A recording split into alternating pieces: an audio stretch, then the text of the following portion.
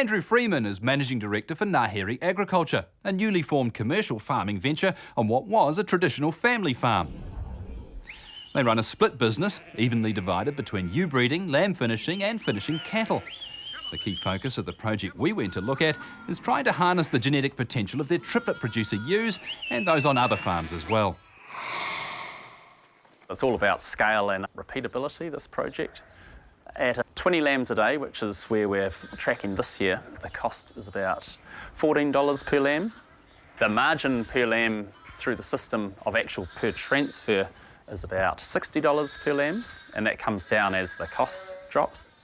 The main cost is obviously labour, which again we see as almost an opportunity within the industry. The key labour we were always aiming to utilise is the excellent staff that are largely out of work in the shearing industry. We were always aware that there's great staff, shearers and rousies there, and John this year, who's running the shed, is a full-time shearer, but September's a very quiet month.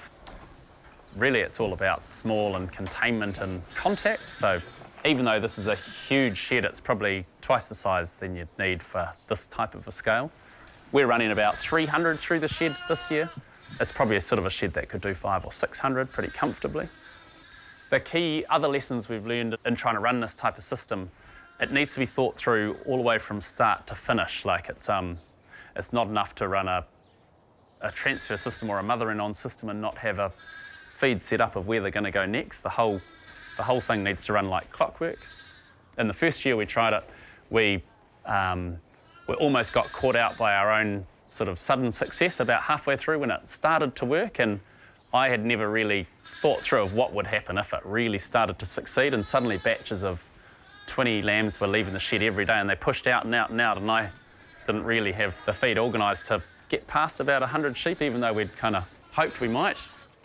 This will work if there's high quality feed all the way out for these single ewes to lift and lift and lift and milk up in line with the demand. So these are single ewes rearing either pairs of singles or pairs of triplets.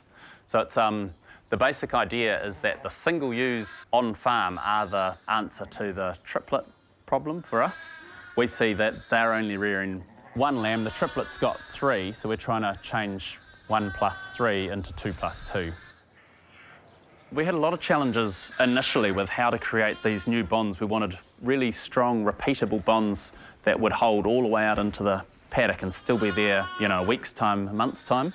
The first year with the beef and lamb trial, we tried all sorts of old sort of shepherding tricks of smells and scents and different ways of tying the animals up and adding lambs on. We even tried putting jackets on the original single lamb, turning that inside out and putting it back on a triplet lamb. All of that worked until you introduced back the original lamb, and then you had a point of contrast, and about 50% of what we were doing was failing when we tried to do it with scale. So we've moved to more of a almost nurse cow system, like in the dairy herds, where every ewe that has 2 good teats gets given 2 lambs, and it's not their original lamb that comes back. It's all about cost control. We're trying to use material that's already on farm, so we're utilising our existing shed. It's all cheap removable pens, like the hay bales will be fed out to bulls at the end of this. Most of the railing is the docking Pratley system.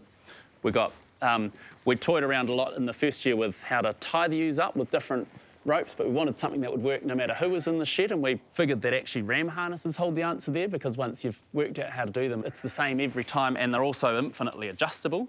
They're safe and nice and thick. They don't hurt the ewe, but they restrain her really well.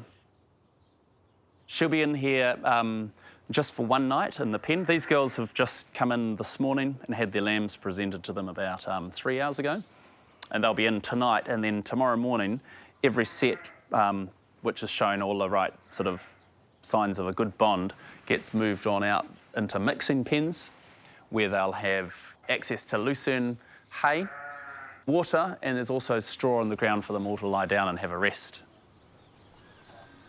At the point where John is happy that he's seen a good bond, before he releases the ewes and lambs from here, he'll pick up one of the lambs one at a time. He'll allocate a number to it, so this might be ewe number 200. She'll get 200 written on her side. He'll spray paint a nice big 200 on the side of each lamb, put them back and then release that family out. So then we can track that family all the way out across the farm and very quickly visually check that, family 200 is still together. Our lamb percentage before this project was sort of hovering around 140%. We're now knocking hard on 150%, on track to go well past that this year. The main thing we're doing is it's at night together as a group of ewes with no lambs, and yet there are other families within earshot that can call back to them, but it's not their own lambs, so they're there as a group calling out, and these other lambs that are actually on mums are calling back, which is, I think it's strengthening the urge to take a lamb, any lamb, plus it's got the other upside that these mums who have already bonded are learning the distress call of their own lamb, so it's doing two jobs at once. It's time and confinement is what creates the success. We're letting the ewes out onto a specialist red clover block. This has got about 3 varieties in it. Predominantly sensation, but also there's a little bit of arrowleaf and a couple of other varieties. My business partner, Paul Oliver, is sort of largely in charge of choosing those varieties. The key we're looking for is we want plants that will thrive in our environment, have really high ME, that will be hitting their straps about now. We're probably seeing this block just before it really gets going. I expect next week it'll absolutely explode into life. As it lifts, we're steadily increase the stocking rate all the way up towards 15, even 20 to the hectare in here. And we do that carefully. We don't suddenly bundle a whole lot of families into one paddock and expect them to last. You just got to be sort of mindful all the way along that it's a new bond. I've only been a family for a day or two. Yeah, lots of simple things. It's just keeping, that's why we've gone with very bold numbers on the side of the mum and the lamb, so it's really visual. As soon as you see that a family's not together, you just sweep them in with a dog and keep driving. But it's just trying to keep it simple for the new families.